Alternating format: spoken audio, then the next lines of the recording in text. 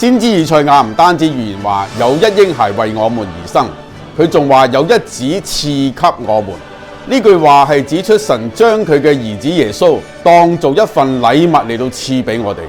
原來神極愛世上嘅所有人，愛到一個地步，甚至將佢嘅獨生子作為禮物嚟到賜俾我哋。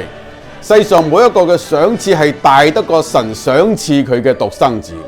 父與子係分唔開嘅，因此父話將子賜俾我哋，其實就係父神將佢自己賜俾我哋。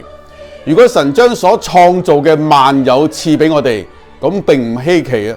但如今神係將佢自己賜俾我哋，呢個表明神嘅愛係幾咁大呢？